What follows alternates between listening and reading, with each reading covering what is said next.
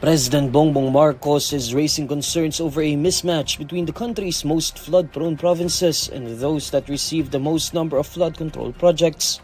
In a press conference on Monday, August 11, Marcos bears the top 10 provinces with the most flood control projects based on data from the Department of Public Works and Highways. He compares this list to the most flood-prone areas based on the National Adaptation Plan of the Philippines from 2023 to 2025. I think you can analyze this for yourself. I don't need to explain this. These are the provinces with the most projects.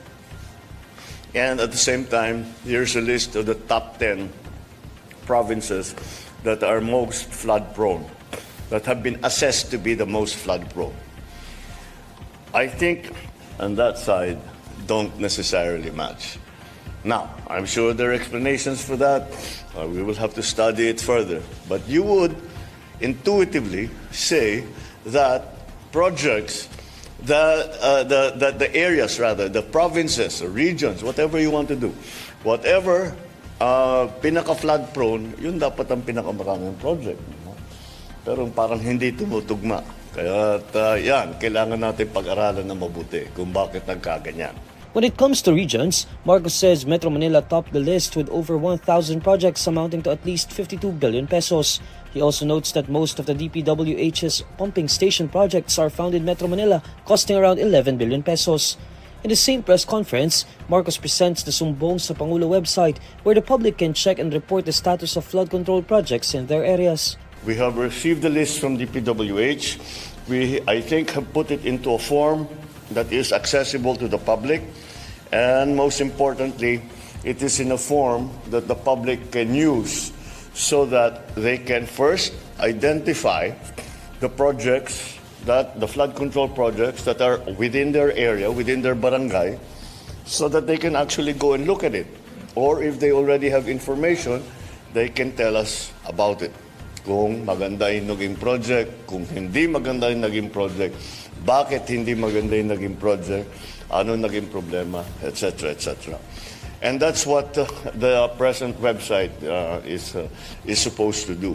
In his fourth State of the Nation address, Marcos ordered the DPWH to identify the flood control projects under his administration that were considered failures, unfinished, or ghost projects.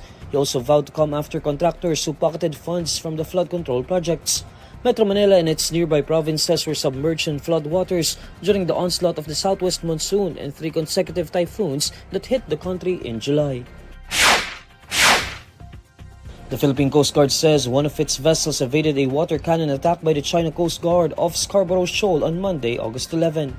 In a statement, PCG spokesperson for the West Philippine Sea, Commodore J. Tariela, says PCG vessel BRP Suluan was among the ships deployed near Scarborough Shoal for a mission to aid Filipino fishermen. However, Tariela says the Philippine vessels and fishermen encountered hazardous maneuvers and blocking actions from Chinese vessels in the vicinity. According to Tariela, BRP Suluan was targeted with a water cannon but successfully evaded the attack.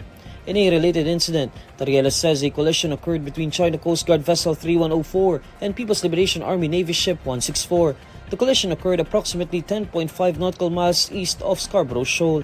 Tariela says China Coast Guard 3104 was chasing BRP Suluan at a high speed when it performed a risky maneuver, leading to the impact with the People's Liberation Army Navy warship. The PCG says the collision caused substantial damage to the China Coast Guard ship, rendering it unseaworthy.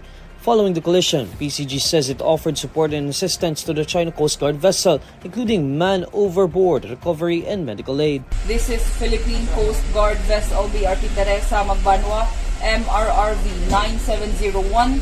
We have medical personnel on board. Should you need any assistance, we are willing to provide assistance. Over. Beijing's moves are based on its assertion of sovereignty over most of the South China Sea, including the West Philippine Sea. However, a 2016 arbitral award effectively invalidated Beijing's sweeping claim and upheld Manila's exclusive sovereign rights to the West Philippine Sea. Following successive fuel price hikes, oil companies are set to roll back pump prices by as much as 1 peso and 50 centavos per liter this week. In an advisory on Monday, August 11, local oil firms say the prices of diesel will be slashed by 1 peso and 50 centavos per liter, while kerosene prices will be cut by 1 peso and 30 centavos per liter. Gasoline prices will also be reduced by 40 centavos per liter.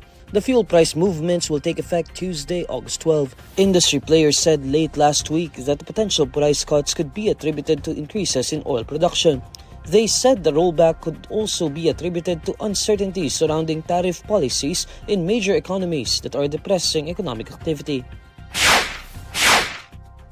INQUIRER.net emerges as the country's most visited news website in July 2025, according to data from analytics firm SimilarWeb. From July 1 to 31, INQUIRER.net recorded over 9.6 million visits from online users. Organic search or unpaid listings on search engines accounted for 5.2 million visits to INQUIRER.net during the period. 2.2 million visits came from social media and 1.9 million were direct visits to the website. Online traffic to INQUIRER.net peaked during its coverage of the World Boxing Council welterweight championship match between Filipino boxing legend Manny Pacquiao and American boxer Mario Barrios. The site also saw increased visits during its coverage of severe Tropical Storm Kising, Tropical Storm Dante, and Typhoon Emong. More visitors also clicked on INQUIRER.net for its coverage of President Bongbong Marcos's 4th State of the Nation address.